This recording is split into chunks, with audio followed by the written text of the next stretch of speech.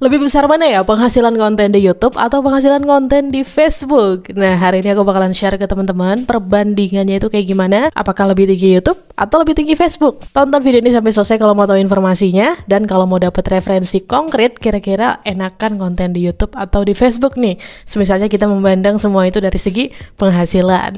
Oke guys, jadi penyajian datanya ini kita mulai dari Facebook dulu ya. Nah, di sini aku udah nyiapin sebuah data gitu ya dari Reels yang mendapatkan sekitar 40 ribuan jam tayang views gitu, bukan jam tayang ya, sorry, tayangan maksudnya atau views. Nah, di sini untuk penghasilannya ya, kalau kita mau fokus ke penghasilannya dapat sekitar $2,65 yang kalau dirupiahkan itu sekitar 40 sampai 50 ribuan gak sih, ya kan? Nah, terus di sini dapat retensinya itu 27 detik ya dari total durasi 58 detik. Nah, lumayan panjang ya durasinya. Dan untuk ini diuploadnya kapan itu 11 Mei 2025 pukul 8:02 pagi ya.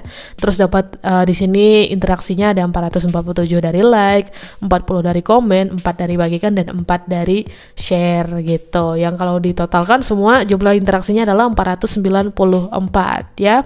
Nah, ini untuk yang Facebook dengan penghasilan segini gimana menurut teman-teman? Apakah besar atau tidak? Ya, nah kalau misalnya dianggap besar, kenapa teman-teman menganggap ini besar gitu? Dan kalaupun tidak, kenapa dianggap tidak besar bagi teman-teman semuanya?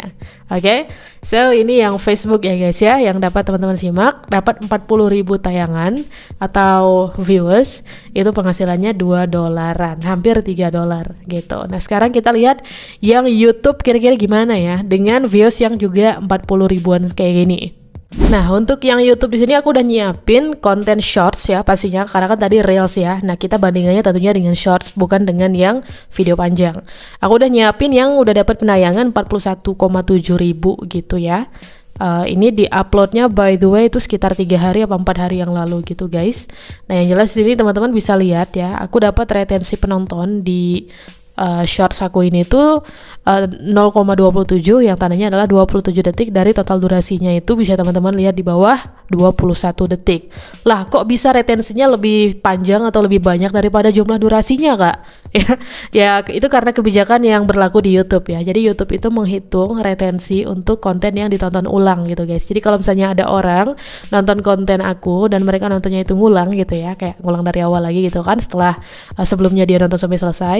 Nah, itu juga akan dihitung masuk ke retensi gitu. Nah, kayak gitu ya uniknya di YouTube ya. Kalau di Facebook itu kan retensinya ya dihitungnya itu ya sekali pas kali tayang gitu ya. Maksudnya kayak kalau ada orang nonton konten kita sekali nonton itu ya itu yang dihitung masuk ke retensi gitu, berapa lama waktu tontonnya. Dia nggak ngitung yang waktu berulangnya ya, kebijakannya nggak ada. Nah, sementara di YouTube ada kebijakan yang bersangkutan, makanya jumlah retensi ya itu bisa lebih tinggi daripada total durasi kontennya. Nah, kemudian di YouTube ini juga ada istilah real time ya. Jadi kayak saat ini nih atau 48 jam terakhir itu ada berapa orang sih yang datang ke shorts aku gitu ya. Ada sekitar 1646 orang gitu ya. Nah, ini relatif sedikit ya guys ya. Dan anyway, untuk channel YouTube yang aku kasih lihat datanya ini, itu tuh channel yang masih tergolong baru ya, baru bulan April kemarin dibuat dan monetnya itu baru bulan Juni ini. Konten shorts semuanya guys, kayak gitu. Nah, terus untuk subscriber, ini nggak usah dilihat. Nah, estimasi pendapatannya segini guys ya, 4,5 ribu dengan views 41 ribuan. Oke, sementara tadi yang Facebook viewsnya itu 40 ribuan, dapat penghasilan sekitar 40 sampai 50 ribu. Nah, secara kasarnya atau secara garis besarnya maknanya penghasilan di Facebook itu lebih besar daripada di YouTube ya. Nah, kenapa bisa begitu Kak? Karena kayak gini guys ya, kalau kita lihat rinciannya lebih lanjut. Nah, teman-teman bisa lihat di sini ya, yang bagian performa shorts ya. Jadi kita itu kan dapat 4,5 ribu rupiah nih dari shorts ini doang. Nah, yang dihitung itu adalah penghasilannya dari yang penayangan tak dikenal. Ada 18,1 ribu. Jadi istilahnya kayak yang valid itu adalah 18,1 ribu ya dari 41 ribuan views tadi.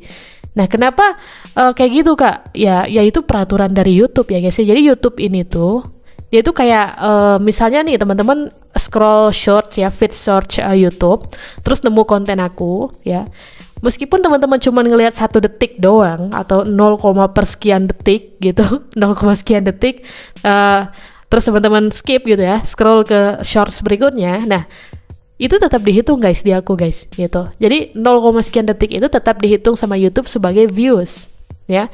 Tapi yang masuk ke data yang dikonversikan menjadi penghasilan atau dolar itu adalah yang tayangannya tidak dilewati ya, yang tayangannya tidak dilewati.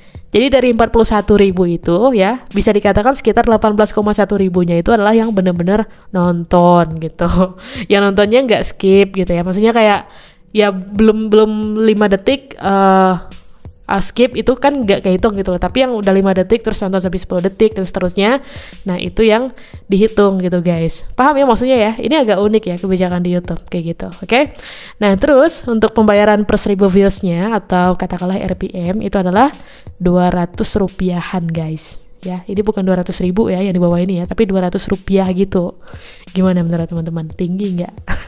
Kalau menurut aku sih ini tentunya kalau kita bandingkan dengan Facebook itu rendah ya, lebih rendah YouTube ya, dengan segala keberagaman kebijakannya gitu kan. Nah tapi kalau kita mau berbicara kayak apa namanya ya, jangka panjangnya gitu ya, so far YouTube ini lebih konsisten lah ya dalam hal apa namanya, memberikan banyak penghasilan kepada content creatornya gitu. Tinggal ini nanti gimana PR-nya supaya aku bisa dapat views itu lebih banyak lagi ya. Maksudnya kayak nggak hanya 41 ribuan doang gitu kan, tapi ya harus bisa jutaan ya bahkan gitu. Nah jadi kayak gitu ya guys ya, tentang perbedaan antara YouTube dan Facebook penghasilannya. Untuk views dapat 40 ribuan, yang satu 40 ribu dapatnya 40 sampai 50 ribu rupiah gitu kan. Iya benar-benar rupiah. Terus yang satunya 41 ribuan, ternyata pendapatannya hanya sekitar 4,5 ribu. 10 ribu nggak nyampe gitu. Nggak ada setengahnya dari Facebook gitu ya. Nah, jadi itulah dia yang dapat teman-teman simak. Semoga informasinya bermanfaat dan bisa menjadi bahan pertimbangan gitu ya. Kalau misalnya mau jadi content creator per tahun 2025 ini, sebaiknya mulai di yang mana dulu nih? Apakah YouTube atau Facebook? Atau kalau misalnya mau mengejar penghasilan yang banyak, ya baiknya di mana nih? Di Facebook kah atau justru di YouTube? Dan kalau gitu ya udah, sekian dulu untuk video kali ini. Terima kasih buat yang udah nonton sampai selesai. Kita ketemu lagi esok hari insyaallah dengan pembahasan yang gak kalah menarik dan penting lainnya. Sampai jumpa dan bye-bye.